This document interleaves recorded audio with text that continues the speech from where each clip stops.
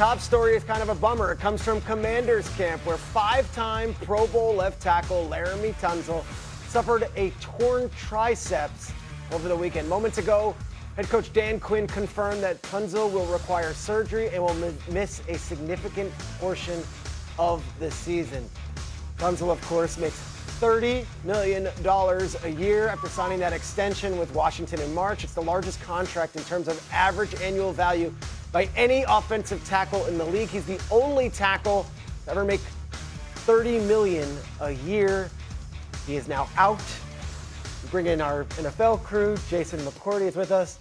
Put it in context. What does losing Tunsil mean for the Commanders? It's brutal for them. This is coming off of a season where your starting quarterback only played in 7 games. You're changing the offensive system. You're asking him to do things that are going to be a little bit different. Get under center more. You would want him to be able to completely trust the left side of that offensive line and his blind side where Tunsil would be. When you lose a guy like this, you mentioned they just paid him in March. The amount of trust you have in this guy, he's a leader for them in the building. He's a veteran. You're not only talking about the pass game, but also the run game. You're trying to implement something new for the new offensive coordinator, and without having him, this is a tall task for them to be able to uphold in that division where there's so many other good teams. Mike Tannenbaum, you drafted Laremy Tunsil. What kind of figure in the building are they losing also beyond just the football? Peter, as J-Mac alluded to, he is a great leader. And I'll tell you this, look, obviously he needs to have surgery, but he would go out there with one arm. He is as tough and as strong as anybody else in the league. And look, this is far from ideal, but they do have Brandon Coleman, who's played in 28 games. And J-Mac, you mentioned about Jaden Daniels. One of his strengths is his mobility. Yep. So you have a first-time play caller in David Blau. Maybe they try a little bit more quick game. Maybe they try to move the pocket more. A lot of defensive coordinators will tell you that Sean McVay was so good as a play caller to cover up deficiencies on the offensive line. Maybe Washington has to look towards that as well. I get nervous because now it's like, oh, here comes Jaden Daniels having to put on the Superman cape yet again and playing hero ball to just win games without his left tackle. What do you make of the situation? Yeah, they've dedicated their offseason and said as much to making sure that they didn't ask as much of Jaden Daniels as they did in his first 2 seasons. This obviously moves things back in the other direction. You still got the new coordinator, the new offensive system might mitigate some of this, but the fact of the matter is you're committing $30 million a year to a player that tells you his significance. And you can move Brandon Coleman back there. He played it 2 years ago. It was fine. But it was also, they traded for Tunsil after that year, and then they extended. So obviously they saw him as an upgrade. So, yeah, if you're Jaden Daniels, it's a significant loss. We haven't seen David Blau as a play caller. We don't know exactly how he's going to be. If he's good, if he can be a McVay-style play caller that can mitigate issues along the offensive line, then they can weather it. But it's something they didn't see coming, and it's certainly something they have to work around. I had David Blau as my guest last week on my podcast, and what he said was, one of the things that they'll do differently than Kingsbury, who he worked under, was there will be probably a little less no huddle, and it'll be more let's get under center and let's get. How hard is it now for a first-time play caller in David Blau, who's never called plays at any level, to now be given this without Laremy Tunsil at left tackle? Well, I think the part you hit on, the leadership standpoint of being in the huddle and having a guy that's done it for a long time, has been dominant as Tunsil's been at his position. Having that guy to just steady the ship throughout the course of a game and the course of a season means a ton. You mentioned Jaden Daniels' mobility. That's the part that's scary for me, because coming off of a season ago, the thought has been, let's ask him to do less, to Graz's point. But now if I'm forced to maybe have to scramble and do a lot of the different things he did in his rookie year, well, now he's more at risk for those injuries. So how do you mitigate and go about solving 2 different problems at once when you're missing one of the best players in the NFL? As bad as this news is, and it's bad news is, it is only August 10th. Right. So it gives you a couple of weeks to evaluate Brandon Coleman. You look out there, Taylor Decker's out there. Maybe someone like Walker Little's available in Jacksonville. So it gives you a couple of weeks to sort things out. It is far from ideal, but again, we're still a month away from the season, so there are some options. Last year, the Commanders played in 8 primetime windows, and they lost all 8 of those games. They're hoping to reverse that and have a better turnaround this season. Without Laremy Tunsil, it will be difficult. We go to baseball because the game of the day was in Milwaukee. Jacob Misiorowski, the other Miz, and the Brewers hosting the Twins. Early on in this one, look at this.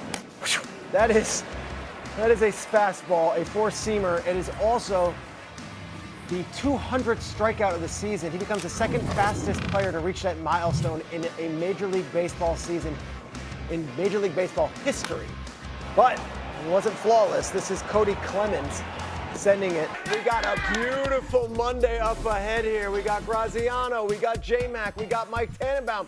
We're gonna get to football in a moment, but we start with WNBA, and Monica McNutt is gonna join us because we had a battle yesterday in Sunday's game of the day. Sunday's star was, of course, Kayla McBride. Let's get right into some WNBA highlights right here. Olivia Miles and McBride, they are a tandem to be reckoned with, and there is McBride hitting a 3, cutting the Lynx down to 1 here, and then McBride looked like the UTEP 2-step from Tim Hardaway. Game tied at 35. Here, a 5-point game. McBride again on the bench, hugs Lindsay Whalen, the assistant coach and the WNBA legend. We go to the 4th quarter. McBride from the corner, a 3. That would be her 6th 3-pointer. Now the WNBA record is 9. Keep an eye on that here. From the top of the key, BD7. And the next Lynx possession, the BD8. One more to tie the record.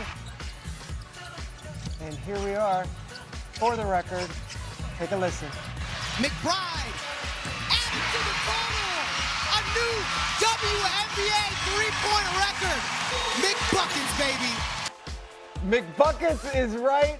She would hit 10 3-pointers. McBride would have 43 points. We go to the locker room where Cheryl Reeve, the head coach, just rattled out some numbers. K-Mac was 16 of 21. And 10 of 14 from 3. And 1 of 1 from the foul line. And she didn't get a defensive rebound. Oh. 1 assist. And 1 steal. And a career high 43 pieces.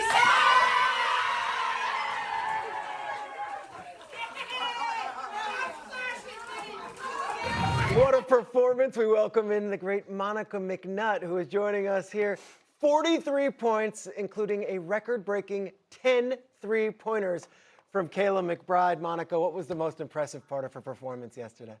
Man, the stream of consciousness, if you will, Schrager. Like, this night is a shooter's dream for her. And I just thought she was in rhythm on so many of those shots. I think she had to give a pump fake on 9 or 10.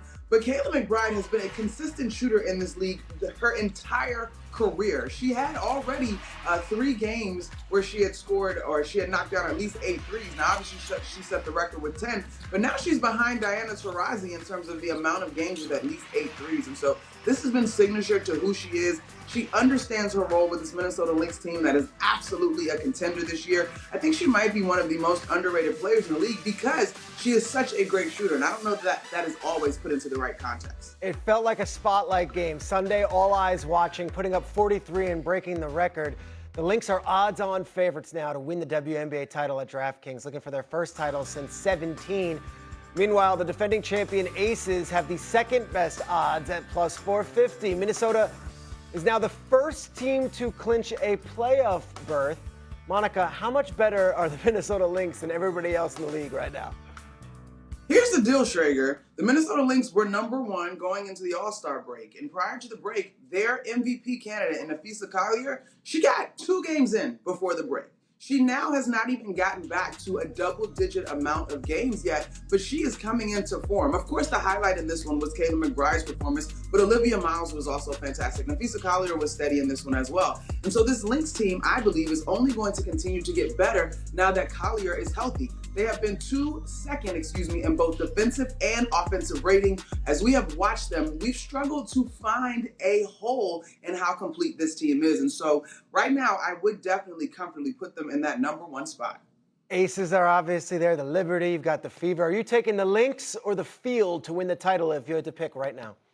Ooh, Schrager. I'm still going to take the Field because the aforementioned Aces, who are second in the odds-on right now, I mean, that's a team that has done it. They have 4 championships to their name. They were a team that were dragging last year and had an exceptional finish to the season to go on and add that that additional championship to that organization. So you have teams that have experience in this league. They have big threes of their own. So I'm still going to go with the Field.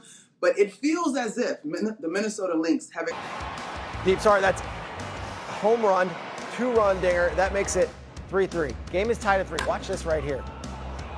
Brooks Lee is up to bat. Lee takes it deep. It looks like it's a homer. Luis Lara reverses, makes the catch. Wow. And watch Mizorowski here after the little stumble. Speed. That was amazing. Look at the Miz. He's there. Yeah, we'll take it. We go to extra innings. Watch this because it's familiar names. Top of the 10th, same score. And watch Lara again now. He's going to cover 93 feet and get to the ball and save another one.